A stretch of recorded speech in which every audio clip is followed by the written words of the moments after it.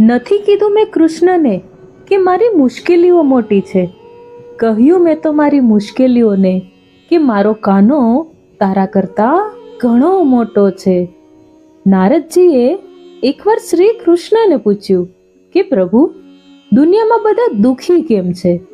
ભગવાને હસીને કહ્યું, હે નારદ, સુખ તો મેં બધાને આપ્યું છે, પણ એકના સુખને જોઈને બીજાથી રહેવાતું નથી અને પરિણામે બધા જ દુઃખી છે.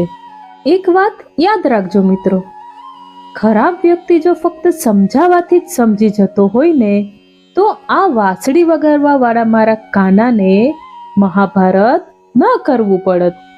તમારા મનની વાત જેને સમજાવવી પડે ને, એ વ્યક્તિ માત્ર તમારા શબ્દો જ સમજશે, તમારી ભાવના નહીં. પરિવાર સાથે ધીરજ રાખવી એ પ્રેમ છે. અન્ય વ્યક્તિઓ સાથે ધીરજ રાખવી તે આદર છે. અને સ્વયં સાથે ધીરજ રાખવી તે આત્મવિશ્વાસ છે. અને જ્યારે ઈશ્વર સાથે ધીરજ રાખવી એ એક શ્રદ્ધા છે. પોતાની જાતને સમય આપો.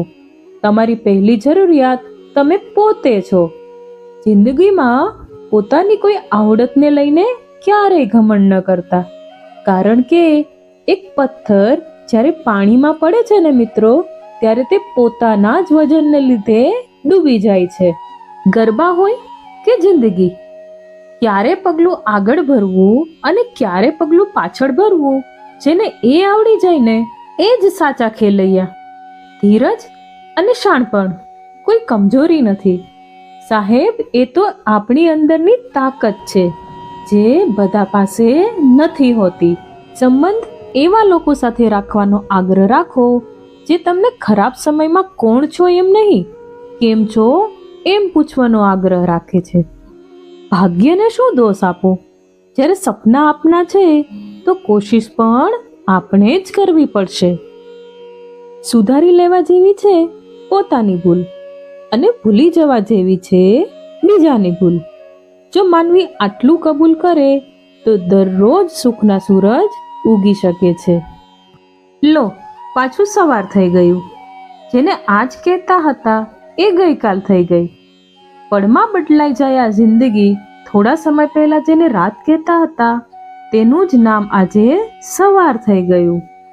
પોતાની નિષ્ફળતા માટે બીજાને કારણભૂત માનવા કરતા પોતાનામાં રહેલા દોષોને સુધારવામાં આવે તેમાં જ શાણપણ છે.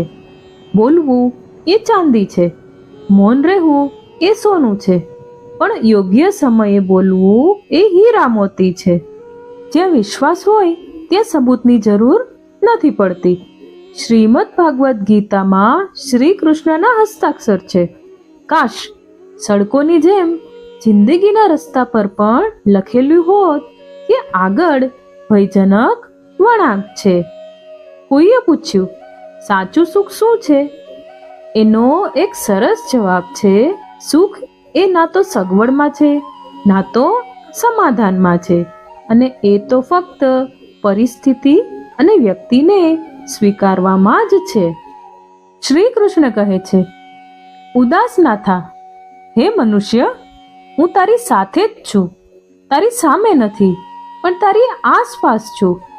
આંખ બંધ કર અને દિલથી યાદ કર, હું બીજું કંઈ નથી પણ તારી અંદર છુપાયેલો તારો આત્મવિશ્વાસ છું. હદથી વધારે પ્રેમ, હદથી વધારે માન અને હદથી વધારે ભરોસો હંમેશા હદથી વધારે દુઃખ આપે છે.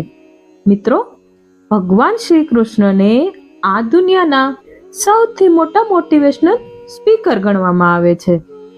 એમની વાતો જે સાંભળે, જીવનમાં ઉતારે અને એ પ્રમાણે કર્મો કરે તો તેનું જીવન ધન્ય બનાવી શકે છે. આ વાત જો તમને સારી લાગી હોય તો આ વિડીયોને લાઈક કરજો, વધુમાં વધુ લોકો સાથે શેર કરજો અને આવા જ પ્રેરણાદાયક વિડીયો જોવા માટે આ ચેનલને જરૂરથી સબસ્ક્રાઇબ કરી લેજો. મને સાંભળવા માટે આપ સૌના ધન્યવાદ. સૌને મારા જય શ્રી કૃષ્ણ. રાધે રાધે.